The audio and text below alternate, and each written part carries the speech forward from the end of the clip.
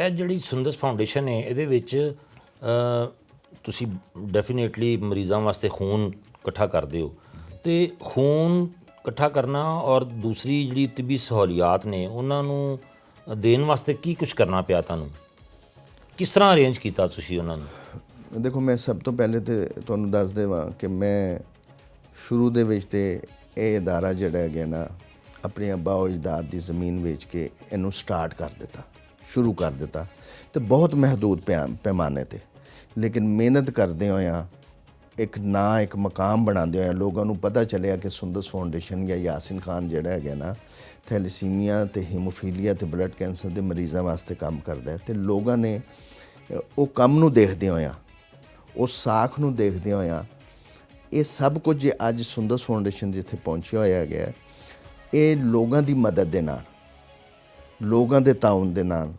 ਨੌਜਵਾਨਾਂ ਨੇ ਖੂਨ ਦੇ ਅਤਿਆਤ ਦਿੱਤੇ, ਲੋਕਾਂ ਨੇ ਆਪਣੀ ਜ਼ਕਾਤ ਖੈਰਾਤ ਸਦਕਾਤ ਅਤਿਆਤ ਦਿੱਤੇ ਅਤੇ ਤਦੋਂ ਜਿਹੜਾ ਹੈਗਾ ਨਾ ਅੱਜ ਇਹ ਇੰਨਾ ਵੱਡਾ ਨਿਜ਼ਾਮ ਜਿਹੜਾ ਹੈਗਾ ਨਾ ਉਹ ਬਣ ਗਿਆ ਹੈਗਾ। ਅਤੇ ਸਾਡਾ ਜਿਹੜਾ ਕੰਮ ਹੈਗਾ ਬਿਲਕੁਲ ਸਿਸਟਮ ਦੇ ਤਹਿਤ ਸਾਇੰਸੀ ਬੁਨਿਆਦਾਂ 'ਤੇ ਹੁੰਦਾ ਹੈਗਾ। ਇਹ ਨਹੀਂ ਹੈਗਾ ਕਿ ਮੈਂ ਸੁੰਦਰਸ ਫਾਊਂਡੇਸ਼ਨ ਦਾ ਸਦਰ ਹੈਗਾ ਵਾਂ ਅਤੇ ਮੈਂ ਹੀ ਮਰੀਜ਼ਾਂ ਦਾ ਇਲਾਜ ਕਰਨਾ ਸ਼ੁਰੂ ਕਰ ਦੇਵਾਂ।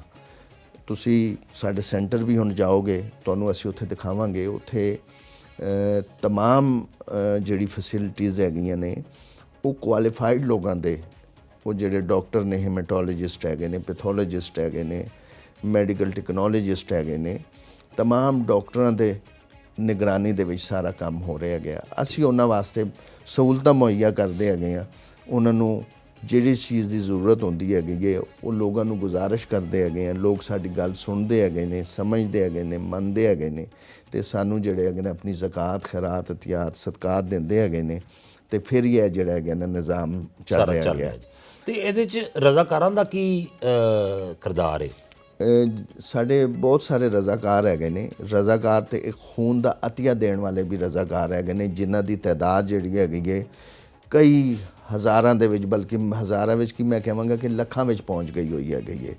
ਉਹ ਲੱਖਾਂ ਲੋਕ ਰਜ਼ਾਕਾਰ ਜਿਹੜੇ ਹੈਗੇ ਨੇ ਉਹ ਖੂਨ ਦੇ ਅਤਿਆਤ ਦਿੰਦੇ ਹੈਗੇ ਨੇ ਅਤੇ ਲੋਕ ਅੱਗੇ ਕਾਲਜਾਂ ਯੂਨੀਵਰਸਿਟੀਆਂ ਦੇ ਵਿੱਚ ਅਤੇ ਜਿਹੜੇ ਅਵਾਮੀ ਮਕਾਮਾਤ ਹੈਗੇ ਨੇ, ਯਾਨੀ ਜਿਸ ਤਰ੍ਹਾਂ ਕੋਈ ਮਹੱਲੇ ਹੈਗੇ ਨੇ, ਮਸਾਜਿਦ ਦੇ ਵਿੱਚ ਵੀ, ਮਦਾਰਸ ਵਿੱਚ ਵੀ ਕੈਂਪ ਲੱਗਦੇ ਹੈਗੇ ਨੇ ਅਤੇ ਉਹ ਵੀ ਸਾਡੇ ਨਾਲ ਹੁੰਦੇ ਹੈਗੇ ਨੇ। ਉਹ ਵੀ ਲੋਕਾਂ ਨੂੰ ਦੱਸਦੇ ਹੈਗੇ ਨੇ ਕਿ ਖੂਨ ਦੇਣਾ ਚਾਹੀਦਾ। ਸਾਡੇ ਡਾਕਟਰ ਵੀ ਹੁੰਦੇ ਹੈਗੇ ਨੇ, ਉਹ ਵੀ ਖੂਨ ਦੀ ਅਫਾਦੀਅਤ ਦਾ ਦੱਸਦੇ ਹੈਗੇ ਨੇ, ਖੂਨ ਦੇਣਾ ਚਾਹੀਦਾ ਹੈ, ਖੂਨ ਦੇਣ ਦੇ ਨਾਲ ਕੋਈ ਨੁਕਸਾਨ ਨਹੀਂ ਹੁੰਦਾ ਹੈਗਾ। ਕਿਉਂਕਿ ਅੱਜ ਤੋਂ 30-35 ਸਾਲ ਪਹਿਲੇ ਲੋਕਾਂ ਦੇ ਜ਼ਿਹਨ ਦੇ ਵਿੱਚ ਹੈਗਾ ਸੀ ਕਿ ਖੂਨ ਦੇਣ ਦੇ ਨਾਲ ਨੁਕਸਾਨ ਹੁੰਦਾ ਹੈਗਾ, ਕਮਜ਼ੋਰੀ ਹੋ ਜਾਂਦੀ ਹੈਗੀ ਹੈ, ਲੇਕਿਨ ਐਸੀ ਗੱਲ ਨਹੀਂ ਹੈਗੀ। ਉਸ ਅਸੀਂ ਵੀ, ਸਾਡੇ ਡਾਕਟਰਸ ਨੇ ਵੀ, ਸਾਡੇ ਰਜ਼ਾਕਾਰਾਂ ਨੇ ਵੀ ਉਹ ਲੋਕਾਂ ਦੇ ਵਿੱਚ ਸ਼ਊਰ ਪੈਦਾ ਕੀਤਾ ਅਤੇ ਇਸੇ ਤਰ੍ਹਾਂ ਅਸੀਂ ਇਹ ਕੋਸ਼ਿਸ਼ ਕਰ ਰਹੇ ਹੈਗੇ ਹਾਂ ਕਿ ਜਿਹੜਾ ਥੈਲੇਸੀਮੀਆ ਬਿਮਾਰੀ ਦਾ ਖਾਤਮਾ ਹੈਗਾ